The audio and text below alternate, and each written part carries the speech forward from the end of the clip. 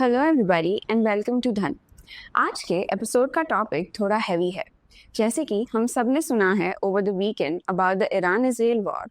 Let's go deep and understand everything about this war in detail and how it is affecting Indian stock markets, commodities, and how the markets have reacted in the past. And the second topic that we're going to cover is about how retail inflation has hit the lowest in May 25. Hi, this is your host Suhani Kataria and let's begin.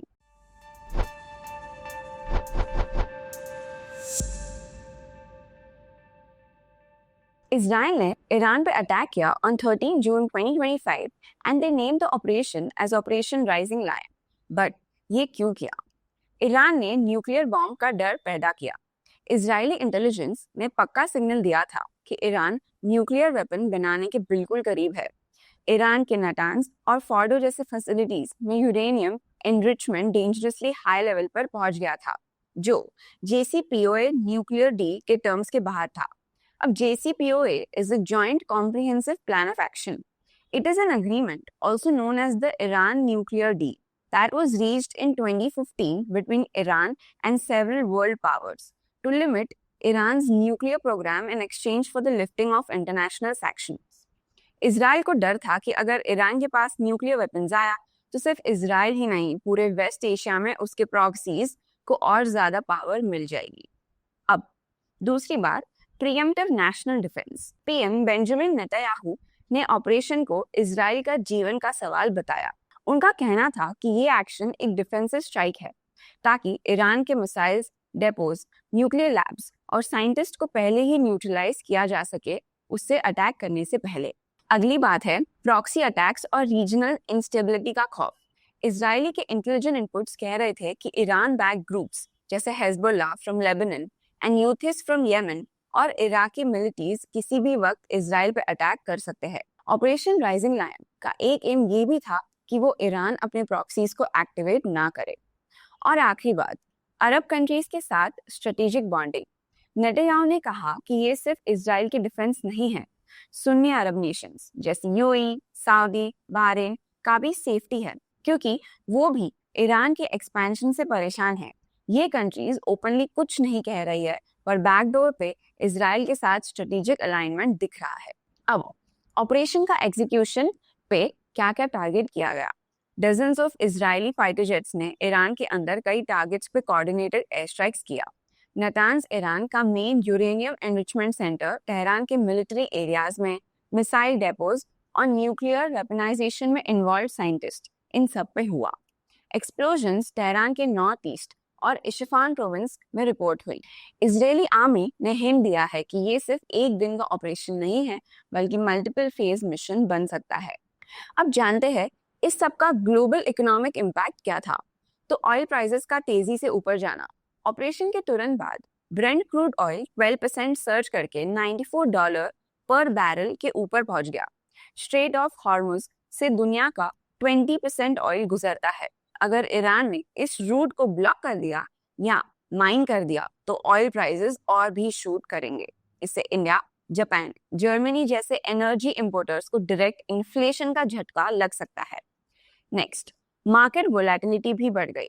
Global markets ने तुरंत react किया। Nifty 50 और Sensex ने sharp fall दिखाया, specially energy intensive sectors में। Gold और US dollar safe haven assets के रूप में ऊपर आए। इंडियन रुपी वीक हुआ because of flight to safety की वजह से। अब ट्रेड रूट डिले हो सकते हैं और कॉस्ट भी बढ़ सकती है। मिडिल ईस्ट के वाटर्स में शिपिंग इंश्योरेंस रेट्स बढ़ गए। सुएज कैनल, रेड सी, इंडियन ओशन रूट्स पर भी डिसरप्शन के चांसेस है। अब और इम्पैक्ट समझते हैं जो शॉर्ट टू मीडियम टर्म तक आ सकते हैं। First is the retaliation risk. Iran शायद डायरेक्टली अटैक ना करे, पर अपने प्रॉक्सीज के जरिए रिस्पॉन्स दे सकता है। Syria, Iraq, gulf of Oman में रॉकेट या ड्रोन अटैक्स पॉसिबल है। इजराइल ने already state of emergency declare कर दिया है, एयर ट्रैफिक डिवर्ट कर दिया गया है और आयरन डोम एक्टिव कर दिया गया है। अब इस समय यूएस का क्या रोल है? इजराइल ने यूएस को पहली बार इन्फॉर्म किया था, पर अमेरिका ने ऑफिशियली डिस्टेंस रखा है। सेक्रेटरी मार्को रूबियो ने कहा है इजराइल का राइट है सेल्फ डिफेंस का, लेकिन अगर ईरान यूएस ट्रूप्स को नुकसान पहुंचाता है तो यूएस भी कॉन्फ्लिक्ट में घुस सकता है। अब what was the reaction of Russia and China? China ने स्ट्राइक की निंदा की और रिस्ट्रेन की डिमांड की। रशिया ने इजराइल को ब्लेम किया और ईरान को इंटेलिजेंस या मिलिट्री सपोर्ट देने की बात की है, वेस्ट के सपोर्ट का काउंटर बनने के लिए। अब इसके लॉन्ग टर्म स्ट्रेटेजिक इम्प्लीकेशंस क्या हो सकते हैं? तो पहले तो ग्लोबल डिप्लोमेटिक रीअलाइनमेंट्स, न्यूट्रल कंट्रीज जैसे India, Turkey, gulf states pressure में आ सकती है। इंडिया के टाइज इजराइल के साथ है फॉर डिफेंस टेक और ईरान के साथ है फॉर ऑयल और छब्बार पोर्ट, और वो दोनों ही स्ट्रांग है। किसी भी तरफ लीन करना ट्रेड, डिफेंस और एनर्जी डायनामिक्स को चेंज कर सकता है। अरब इजराइल बॉन्डिंग और स्ट्रांग हो सकती है। कंट्रीज जैसे यूएई, बहरीन, मोरक्को शायद इस ऑपरेशन को कंडेम ना करे। सऊदी अरेबिया भी साइलेंटली इजराइल के साथ अलाइन कर सकता है। वेस्ट एशिया में न्यूक्लियर आर्म्स रेस है। ईरान अगर अग्रेसिवली अपना न्यूक्लियर प्रोग्राम पुश करता है, may be in the north Korea help कर सकता है, तो सऊदी अरेबिया, इजिप्ट भी न्यूक्लियर वेपन रेस में घुस सकता है। JCPOA which is the nuclear deal का फेलियर सिचुएशन को और बेकार बना रहा है। अब क्या क्या सैंक्शन हो सकता है और इसका ट्रेड पे क्या असर होगा? यूएस और EU नए सैंक्शंस लगा सकते हैं ईरान पे। ईरानियन ऑयल एक्सपोर्ट्स और इकोनॉमी दोनों पे बड़ा नुकसान होगा। इंडिया और चाइना जैसे बायर्स को सेकेंडरी सैंक्शंस या पेमेंट रेस्ट्रिक्शंस फेस करने पड़ सकते हैं। अगर सिचुएशन एस्केलेट होती है तो पूरा वेस्ट एशिया एक रीजनल वॉर जोन बन सकता है। उसका पूरा असर global economy, inflation, oil supply और पॉलिटिकल अलायंसेस पर डायरेक्टली पड़ेगा। अब ग्लोबल इम्पैक्ट देखते हैं on oil prices. The oil prices skyrocketed instantly. Brent crude went 12.82% ऊपर, मतलब ऑलमोस्ट $78 पर बैरल, और WTI क्रूड भी 13% से बढ़ा एट $77 पर बैरल। ये ऑयल प्राइस रैली 2022 के बाद सबसे बड़ी जंप देखी गई। अब स्ट्रेट ऑफ हॉर्मुज का डर है। दुनिया का 20% ऑयल स्ट्रेट ऑफ हॉर्मुज से गुजरता है। अगर ईरान ने इस रूट को डिसरप्ट किया तो ग्लोबल ऑयल मार्केट कोलैप्स हो सकती है। इंडिया जैसे इंपोर्टर कंट्रीज को फ्यूल इन्फ्लेशन का झटका लग सकता है। Gold price as always have been a safe haven का बूस्ट। जियोपॉलिटिकल रिस्क अगर आती है तो गोल्ड हमेशा रैली करता है। टेंशन के टाइम में इन्वेस्टर सेफ हेवन एसेट्स जैसे गोल्ड में भाग जाते हैं। गोल्ड ने 1 लाख रुपए पर 10 ग्राम्स का लेवल क्रॉस कर लिया। 13 जून 2025 को गोल्ड रेट्स थे। MCX गोल्ड इंडेक्स था 1,165 रुपीज पर 10 ग्राम। 24 कैरेट गोल्ड का प्राइस था 1,290 रुपीज पर 10 gram and 22 carat gold stood at 91,933 पर 10 ग्राम। अब इस सब में इन्वेस्टर्स को क्या ध्यान रखना चाहिए? ईरान का रिटेलिएशन कैसे होगा, डायरेक्टली या प्रॉक्सी वॉर के थ्रू? ऑयल प्राइसेस अगर $90 के ऊपर चले जाते हैं तो पेट्रोल और डीजल और महंगा हो सकता है। गोल्ड ब्रेकआउट अबव 1 लाख अगर होल्ड करता है तो रीअलोकेशन हो सकता है म्यूचुअल फंड्स या पोर्टफोलियोज में। INR डेप्रिसिएशन और इन्फ्लेशन से RBI रेट्स भी हाई हो सकते हैं और इस पे प्रेशर बन सकता है। बट अगर हम थोड़ा रिवाइंड करें और देखें 24 फेब 2022 में क्या हुआ था, तो रशिया यूक्रेन वॉर जब स्टार्ट हुआ था उस दिन क्या हुआ? तो सेम डे मार्केट रिएक्शंस थे। निफ्टी 50 में लगभग 800 पॉइंट की गिरावट देखी गई थी। सेंसेक्स में 2700 पॉइंट की गिरावट देखी गई थी और इंडिया विक्स में 23 से सीधा 31 तक चले गया था, मतलब 40% का जंप। अब तब सबसे ज्यादा सेक्टर्स जो रेड में बंद हुए थे वो थे बैंक्स, IT, ऑटो, मेटल्स, और गोल्ड और डॉलर सेफ हेवन एसेट्स बन चुके थे तब भी। अब समझने वाली बात यह है कि पहले दिन काफी बड़ी गिरावट होती है, फिर टेक्निकल बाउंस या शार्ट कवरिंग होती है और अगले कुछ दिनों में वॉलेटाइल और साइडवेज रहता है मार्केट। अब इंडिया विक्स क्या बताता है? जब भी वॉर या टेंशन होता है तो विक्स ऑफन जंप करता है, 30+ या इवन 40 भी क्रॉस कर सकता है। जब सिचुएशन क्लियर होने लगती है तो विक्स स्लोली गिरने लगता है। अब और क्या चीजें मैटर कर सकती है? तो क्रूड ऑयल प्राइसेस वॉर के टाइम पे ब्रेंट ऑलमोस्ट $74 प्लस गया था। FI ने सेलिंग भी की थी। फॉरेन इन्वेस्टर्स अग्रेसिवली बेचना स्टार्ट करते हैं। इंडियन रुपीज में वीकनेस दिखती है, डॉलर स्ट्रांग होता है और INR गिरता है। इंडिया के वॉर से डायरेक्ट लिंकिंग हो सकती है। रशिया यूक्रेन का इम्पैक्ट इनडायरेक्ट था, इसीलिए इसकी गिरावट यूएस टू ईयू में आई, इंडिया में स्लाइटली कंट्रोल थी। अब इस सब का कंक्लूजन ये है कि मार्केट को वॉर से ज्यादा लगता है अनसर्टेनिटी से डर। पहले भी शार्प फॉल आता है, फिर जब मार्केट को वॉर या इकोनॉमिक इम्पैक्ट समझ आता है तो वो थोड़ा स्टेबलाइज करता है। और इंडिया विक्स अगर 30 के ऊपर है, मतलब मार्केट में टेंशन अभी भी बनी हुई है। आज का जो वॉर सिचुएशन है उसके अगले 7 से 14 दिन क्रूशियल होंगे। क्यों? क्योंकि ईरान का रिटेलिएशन कैसा होगा, डायरेक्ट या प्रॉक्सी के जरिए। सऊदी अरेबिया और यूएई सप्लाई बढ़ाएगा या नहीं to control oil prices, global leaders intervene करेंगे या नहीं, और सैंक्शंस एस्केलेट होंगे या डिप्लोमेटिक चैनल ओपन होगा। अब आज की दूसरी न्यूज, मई 25 में महंगाई 6 साल का सबसे नीचे वाला लेवल पर आ चुकी है, which is 2.82%. But first, let's understand the difference between retail inflation and core inflation. So retail inflation figures include inflation in a basket of goods that includes commodities like food and energy. But ये अलग है core inflation से, क्योंकि core inflation exclude करता है food and energy prices while calculating the core inflation. But क्यों? Because food and energy prices are not included because their prices are very volatile. अब हुआ क्या है मई 2025 में? कंज्यूमर प्राइस इंडेक्स यानी रिटेल इन्फ्लेशन मई 25 में 2.82% तक गिर गया। ये फेब 2019 के बाद का सबसे बड़ा लो लेवल है। अप्रैल 25 में ये 3.16% था और एक साल पहले मई 24 में ये 4.8% था। अब इसका रीजन क्या है? तो फूड इन्फ्लेशन सिर्फ 0.99% पे आ गया है। पहले ये 8 to 9% के आसपास रहता था। सब्जियों के दाम में 13.7% तक की गिरावट हुई है। पल्सेस, मीट, फिश, फ्रूट सभी कैटेगरीज में प्राइस प्रेशर कम हुआ। सिर्फ मिल्क, एडिबल ऑयल्स जैसे कुछ आइटम्स में थोड़ा इन्फ्लेशन बना हुआ है। कोर इन्फ्लेशन जो फूड और फ्यूल को छोड़कर होता है अभी भी स्टिकी है। तो कोर सीपीआई अब भी 4.2% के आसपास है, यानी actual cost of living pressure पूरी तरीके से नहीं गया है। ये आरबीआई के लिए सिग्नल है कि सब कुछ ठीक नहीं हुआ है अभी तक। आरबीआई की policy signal which is the rate cut space बन रहा है।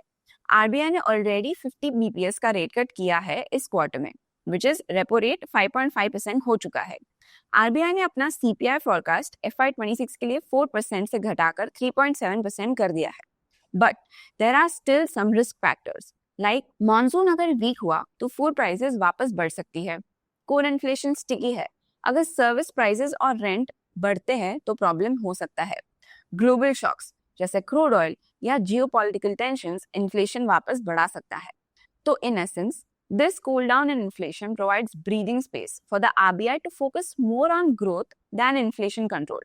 But the path ahead depends heavily on the weather patterns, supply dynamics, and underlying price pressure. Okay, अब चलते हैं न्यूज़ फ्लैश सेक्शन की ओर, जो आपको हमारे स्कैनिक्स के न्यूज़ टैब के अंदर न्यूज़ फ्लैश का एक सेक्शन मिलेगा जहाँ पे आपको क्विक न्यूज़ का एक्सेस मिल सकता है। जैसे we can see that the gold prices have surged above 1 lakh rupees, short-term correction anticipated.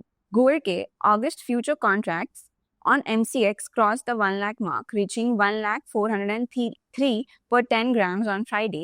That is a 2.04% increase.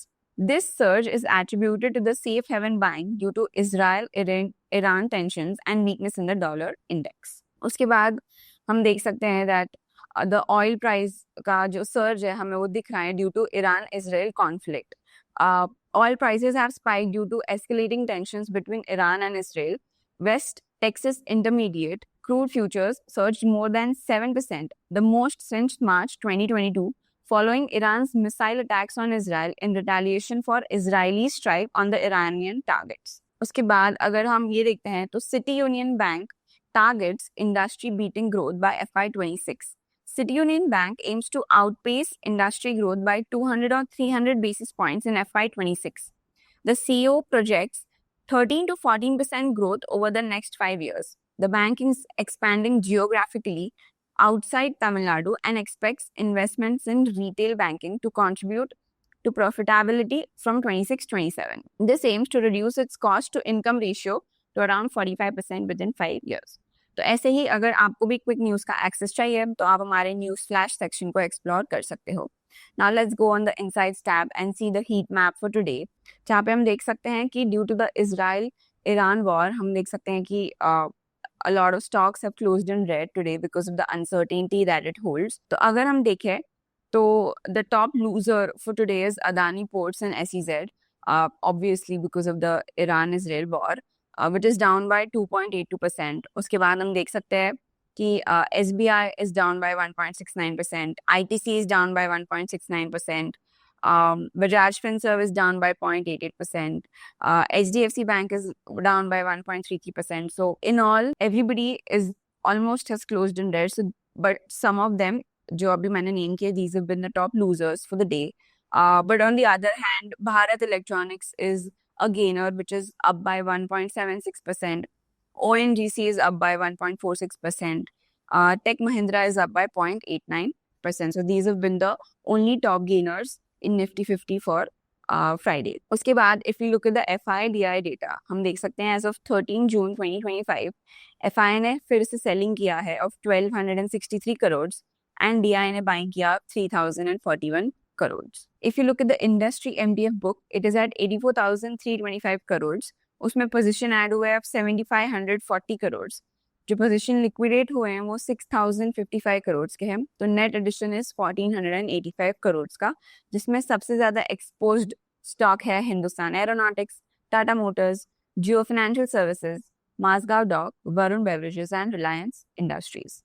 Now, if you look at the top deliveries for today, we see that the top 5 deliveries are Hero MotoCorp, Power Grid Corporation, Ultratech Cement, Hindustan Unilever, and State Bank of India, which range around 64 to 61%. Now, let's go on our Dhan charts and see Nifty 50 for Friday, जहाँ पे हम देख सकते हैं that जब market open होते हैं तो हम लोग almost 400 points नीचे खुले from Thursday's close. But then we saw entire day में we saw a recovery. So the markets opened, Nifty 50 opened around 24,473. It made a high of 24,754, which is a very good cover up that we did during the day. Made a low of 24,473. मतलब जो open था वही low था, and we closed around 24,780. But if we see तो उसका जो 20 EMA है, which is 24,791, उसके नीचे हम लोग बंद हुए हैं, but उसके 50 EMA के ऊपर ही है अभी तक, and the RSI is also dropped down to 50. We're deeply sorry for all the families who have lost their loved ones in the Ahmedabad plane crash. You are all in our prayers. तो अगर आपको ये video अच्छा लगता है तो like करो, share करो, सब्सक्राइब करो. Until then, stay curious and stay updated. Investments in the securities market are subject to market risk. Read all the related documents carefully before investing.